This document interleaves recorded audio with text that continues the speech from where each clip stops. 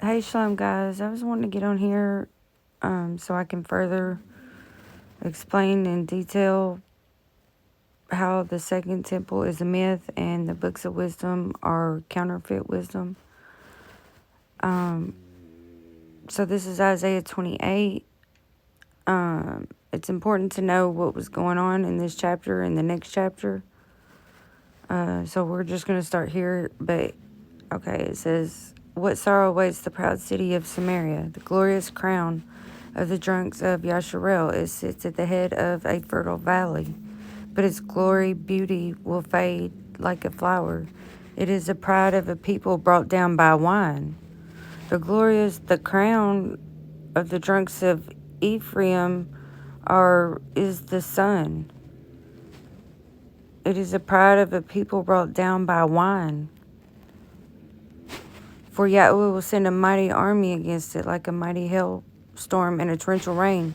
They will burst upon it like a surging flood and smash it to the ground. The proud city of Samaria, the glorious crown of the drunks of Yasharel, will be trampled beneath its enemies' feet. It sits at the head of a fertile valley, but its glorious beauty will fade like a flower.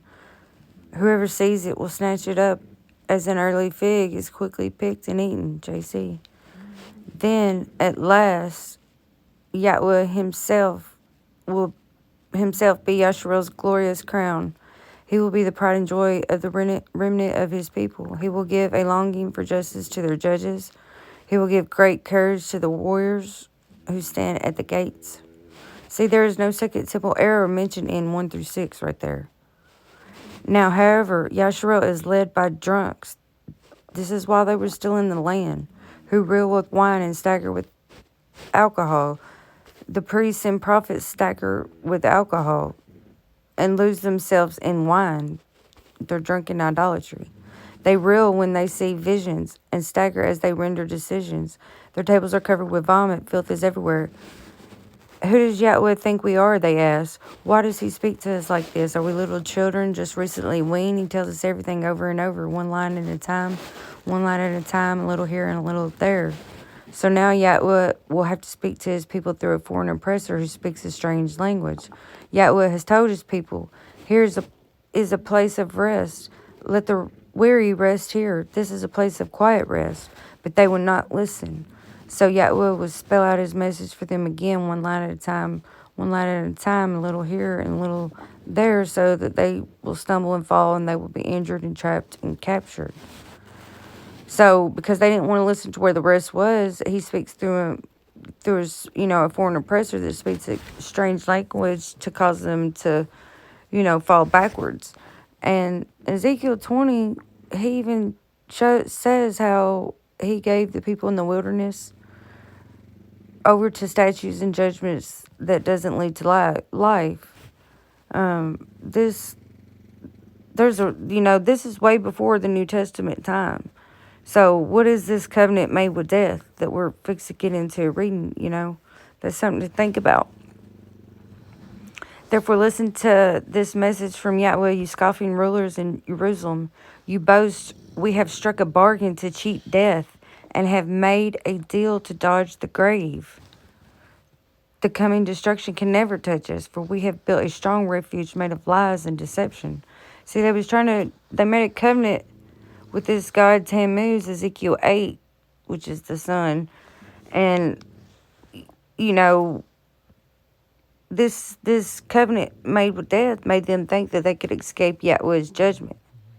And that's the same thing going on in this New Testament, is teaching that, they're going to go up into heaven and dodge Yahweh's judgment, and that's not going to happen. "Therefore, this is what Yahweh says. Look, I am placing a foundation stone in Jerusalem, a firm and tested stone.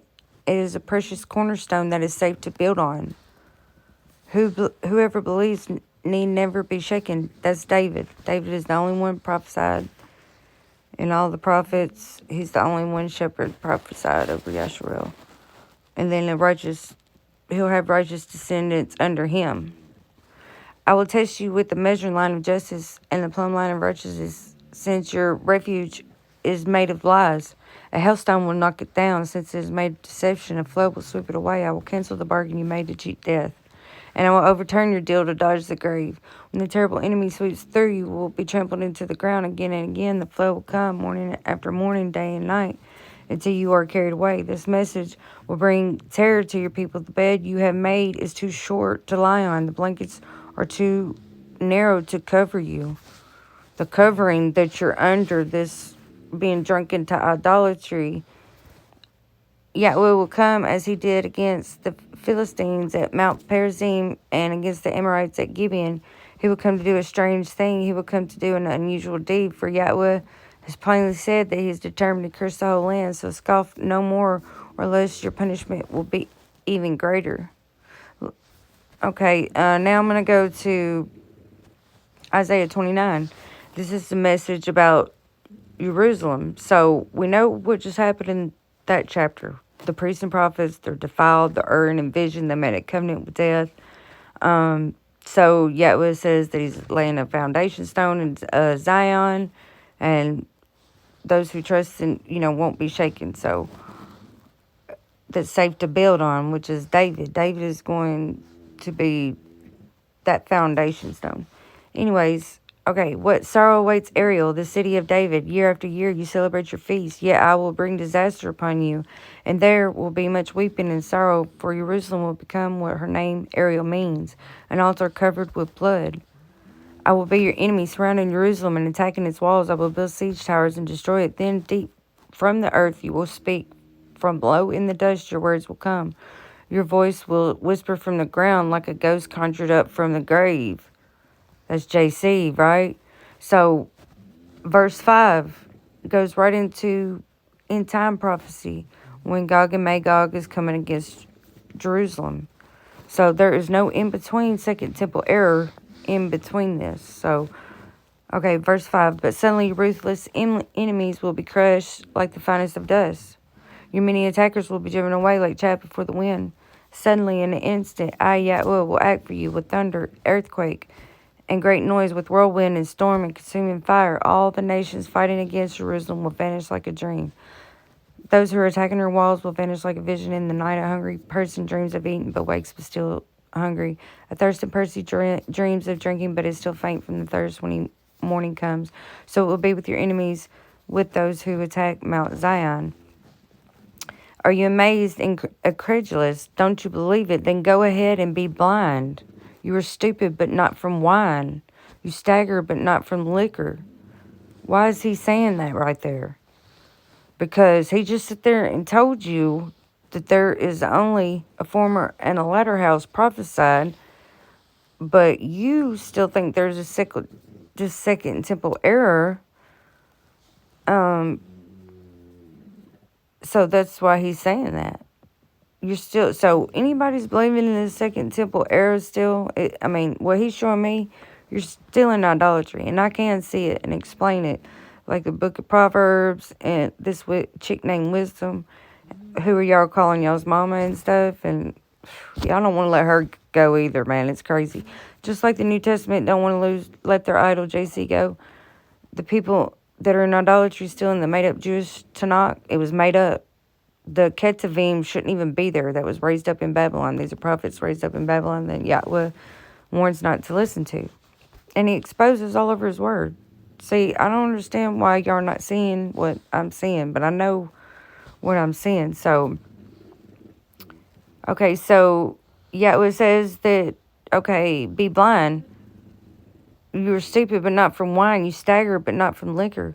For Yahweh has poured out on you a spirit of deep sleep.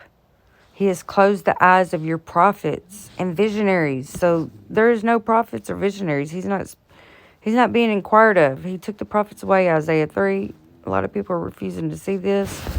And many are calling themselves prophets. And he says those that do that are getting their self cut off.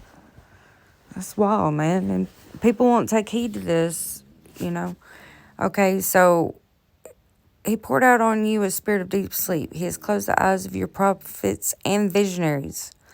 All the future events in this vision are like a sealed book to them. When you give it to those who can read, they will say, we can't read it because it is sealed. When you give it to those who can't not read, they will say, we don't know how to read. See, these Second Temple books, which are the books of wisdom, are secret sealed books. This is Deuteronomy 29:29. Yahweh says he has no secrets.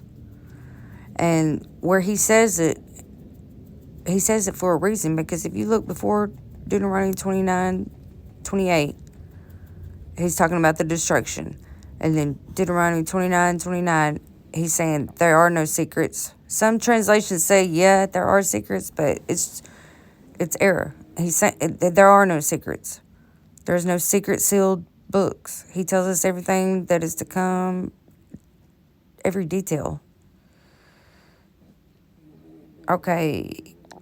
And so Yahweh says, these people say they are mine. They honor me with their lips, but their hearts are far from me, and their worship of me, their fear toward me, is nothing but man-made rules learned by rote.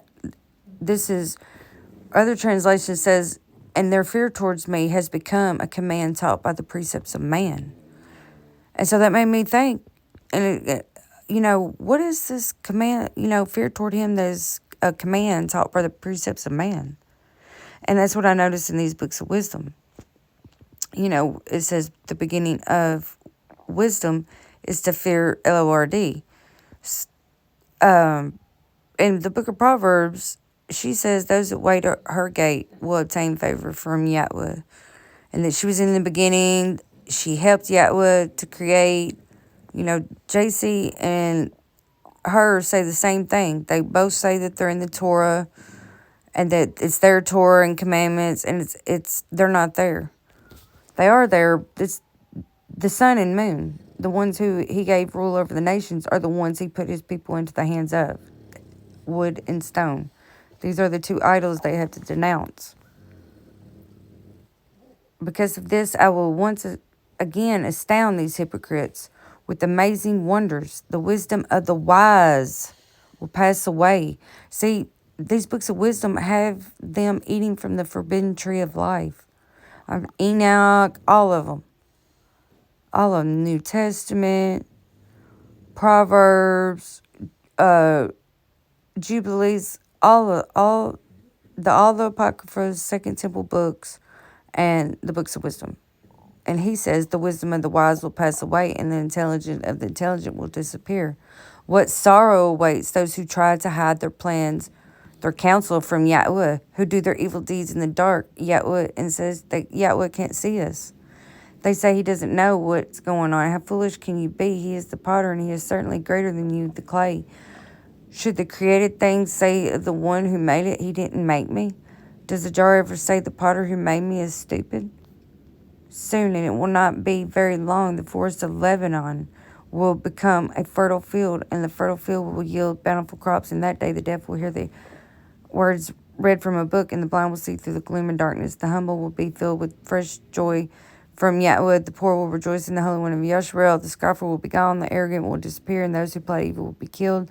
Those who convict the innocent by their false testimony will disappear. Similar fate awaits those who use trickery to pervert justice, and who tell lies to destroy the innocent. That is why Yahweh, who redeemed Abraham, says to the people of Yashrael, my people will no longer be ashamed or turn pale with fear, for when they see their many children and all the Barak I have given them, they will recognize the holiness of the Holy One of Jacob.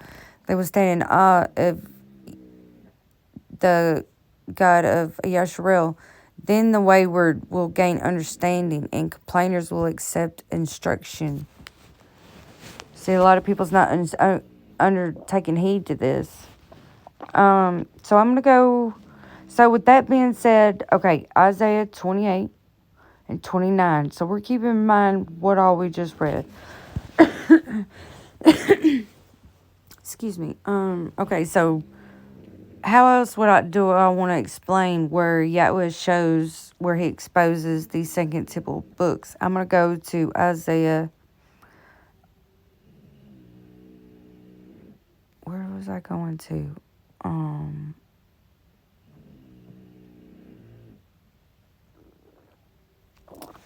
Oh shoot, hold on. I can't think where I was going to go. So Isaiah 20. Oh, I remember. Isaiah 44. Let me make sure. Okay, right here, yep. So this is the same chapter 2 at the end. Yahweh says he exposes the false prophets as liars. And there's a reason he says that. He says he's the only one that stretched out the heavens, who was with me when I made the earth. I exposed the false prophets as liars. You know, this chick named Wisdom is saying that she was with Yahweh, stretched out the heavens. And, you know, it was by her understanding that he created the earth. And, you know, something separate from him, you know, but he clears all that up. I'm going to get to that. Okay, so this chapter was falsely fulfilled by Cyrus, king of Persia. You know, Koresh in the latter days is going to fulfill this. And this is when his latter house is going to be built. There's only a former and latter house prophesied. There is no second temple era prophesied. That's coming from the false prophets raised up in Babylon that Yahweh says don't listen to. Their lines are in his name. Jeremiah 29. Okay, so, but now listen to me, Jacob, my servant, Israel, my chosen one. Yahweh who made you and helps you says, do not be afraid, O Jacob, my servant, O dear Yasharel, my chosen one. For I will pour out water to quench your thirst and to irrigate your parched fields. And I will pour out my spirit on your descendants and my barakah on your children. They will thrive like water grass, like willows on the riverbank. Some will proudly claim, I belong to Yahweh.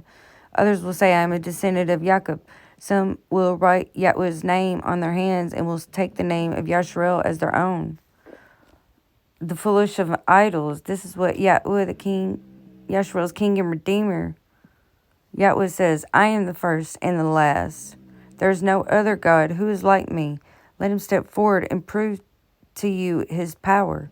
Let him do as I have done since the age of time when I established the people and explained its future. Do not tremble, do not be afraid. Did I not proclaim my purposes for you long ago? You are my witness. Is there any other God? No, there is no other rock, not one. See, JC says he's the first and the last. No, Yahweh is. Did I not proclaim my purpose for you long ago?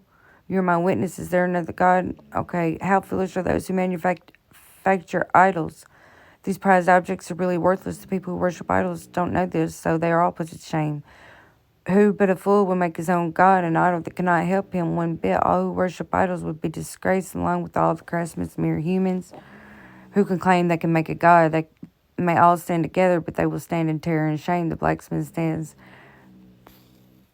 Okay, you can read that where, you know, he makes himself a god out of the wood, right? Okay, such stupidity and ignorance. Their eyes are closed and they cannot see. Their minds are shut and they cannot think. The person who made the idol never stops to reflect. Why is just a block of wood? I burn half of it in the heat.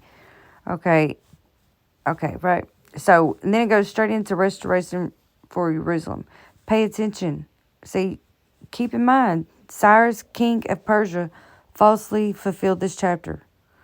JC did too. Isaiah 40 through 66. It was all falsely fulfilled.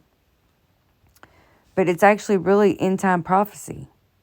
That's why you don't know true end-time prophecy, because you think it's already been fulfilled. And then you believe in the New Testament's prophecy. That has you going away from true prophecy. Oh, it's crazy. Pay attention, O Jacob, for you are my servant, O Yasharel. I, Yahweh, made you, and I will not forget you. I have swept away your sins like a cloud. I have scattered your offenses like the morning mist. O return to me, for I have paid the price to set you free. Sing, O heavens, for Yahweh has done this wondrous thing. Shout for joy, O depths of the earth. Break into song, O mountains and forests and every tree. For Yahweh has redeemed Jacob and is glorified in Yasharel. Jacob has not been redeemed. This is what Yahweh says, your Redeemer and Creator. I am Yahweh who made all things. Not Wisdom, this chick named Wisdom or JC. I alone stretched out the heavens. Who was with me when I made the earth? I expose the false prophets as liars and make fools of fortune tellers. I cause the wise to give bad advice in the book of Proverbs, Ecclesiastes, Sirach, all these books of wisdom, thus proving them to be fools. See, the books of wisdom says that those that don't follow under her counsel are fools. But Yahweh says the wise are fools. And see, look, he's saying I expose the false prophets as liars, but I carry out the predictions of my prophets. By them I say to Jerusalem, people will live here again. And to the towns of Yehuda, you will be rebuilt, not JC, and I will restore all your ruins. When I speak to the rivers and say, dry up, they will dry. When I say of Koresh, he is my shepherd, he will certainly do as I say. He will command, rebuild Jerusalem. He will say, restore the temple. This has not came to pass. This is future prophecy that was falsely fulfilled. Okay, so we got Isaiah 28, 29, and Isaiah 44. Okay, so now we know that there's this fear towards him that's a command taught by the precepts of man, right? And so I want to go to Isaiah 33 here. We need to get the counterfeit wisdom out on the table, because that's I'm going to explain how it's counterfeit. Okay, so let me just start from the beginning. I hate cherry picking. I don't like doing that at all. So, okay, what sorrow awaits you, Assyrians who have destroyed others but have never been destroyed yourselves. You betray others, but you have never been betrayed. When you're done destroying, you will be destroyed. When you're done betraying, you will be betrayed. But Yahweh, be merciful to us, for we have waited for you. Be our strong arm each day and our salvation in times of trouble. The enemy runs at the sound of your voice. When you stand up, the nations flee. Just as the caterpillars and locust strips the fields and vines, so the fallen army of Assyria will be stripped. Though Yahweh is very great and lives in heaven, he will make Jerusalem his home of justice and righteousness. In that day he will be your sure foundation, providing a rich store of salvation, wisdom, and knowledge. The fear of Yahweh will be your treasure. That's not what he's saying there. Let's compare the translations right here. So let's look at the NLT. In that day, he will be a sure foundation, providing a rich store of salvation, wisdom, and knowledge. The fear of Yahweh will be your treasure. KJV says the fear of Yahweh is his treasure. That's what's really needs to be said, because wisdom and knowledge comes from Yahweh. There is nobody else's secret counsel, wise counsel that we need to be under. This wise counsel, this counterfeit wisdom, Solomon's wisdom, his corrupted wisdom, he lost almost the entire kingdom over all the gods that he was worshiping. He is not a good, wise counselor to follow, because he'll lead you into idolatry. And all of his worship is worshiping personifications of the sun and moon. And a lot of people can see the dark sayings in between it, of the dark sayings. But Yahweh gave me the eyes to see through this, to be able to, see that Psalms is not speaking according to Isaiah 8:20. Proverbs is not. Enoch is not. The Second Temple books are not. I mean, there's a lot of books that just contradict. Okay, so I got that out. That's what I was wanting to say. So what he is saying, that in that day he will be a store of salvation, wisdom, and knowledge. The fear of Yahweh is his treasure. It's not wisdom's treasure to fear wisdom to obtain favor from Yahweh. That's the counterfeit wisdom. And let's go to something else. Jeremiah 10. He backs it up right here. Idolatry brings destruction. Okay, so why he says this, it's not talking about a Christmas tree. Okay, this is the only true God. Hear ye the words which Yahweh speak unto you, O house of Yasharel. Thus says Yahweh, learn not the way of the heathen, and be not dismayed at the signs of heaven, for the heathen are dismayed at them. Okay, so his people are not supposed to pay attention to the signs being done in heaven, because salvation is not coming from signs in the heavens like these second temple books of wisdom, false prophets teach. He clearly tells us when we're going to see him with our own eyes. And that's Isaiah 30. He's given us bread of adversity and water of affliction, and we're crying out to him when our mouths are parched for water. Then he's going to answer his people. Okay? So we're going to skip on down here, because this is what I want to get to right here. And right here, let's read this. Let's get that off there. For as much as there is none like unto thee, O Yahweh, thou art great, and thy name is great in might. Who would not fear thee, O King of nations? For to thee doeth it appertain, for as much as among all the wise men of the nations, and all their kingdoms, there is none like unto thee. But they are altogether brutish and foolish. The stock is a doctrine of vanities. Doctrine of vanities. These wise men over in the New Testament. But Yahweh is the true God. He is the living God and everlasting King. At his wrath the earth shall tremble, and the nations shall not be able to abide his indignation. Thus shall ye say unto them, the gods that have not made the heavens and the earth, wisdom, Ruach HaKodesh, Queen of Heaven, Mary, who, Ishtar, she has many names. But yes, you should denounce her. Blaspheme her. You got to denounce her to come out of idolatry. New Testament says don't blaspheme it. Don't blaspheme her. It's an unforgivable sin. But in reality, you have to denounce her. To fully come out of idolatry, you have to quit serving the sun and the moon. Thus shall you say unto them, the gods that have not made the heavens and the earth, even they shall perish from the earth and from under these heavens. He hath made the earth by his power. He hath established the world by his wisdom. Not her wisdom, his wisdom. And hath stretched out the heavens by his discretion. When he uttereth his voice, there is a multitude of waters in the heavens, and he causes the vapors to ascend from the ends of the earth. He makes lightnings with rain, and bringeth forth the wind out of his treasure.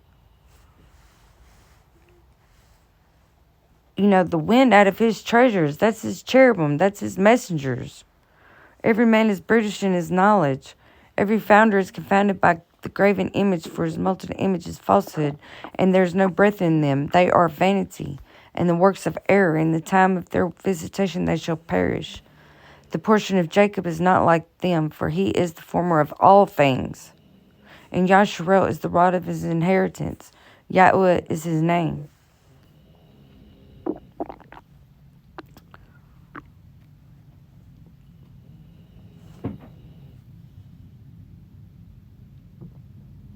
Okay, so I went through Isaiah 28, Isaiah 29, Isaiah 44, Isaiah 33, Jeremiah 10. And he says the same stuff, this right here, just like he did in 33:10. He says it in Jeremiah 52, somewhere along there. He says it again. So, and not only that, he exposes the books of wisdom too, like in Jeremiah, the wise, and how people are still lying when they're saying as surely as Yahweh lives. They're denouncing JC, but they're still lying because they're in these books of wisdom. They're believing this second temple myth. But I'm going to cut this so I can make it short.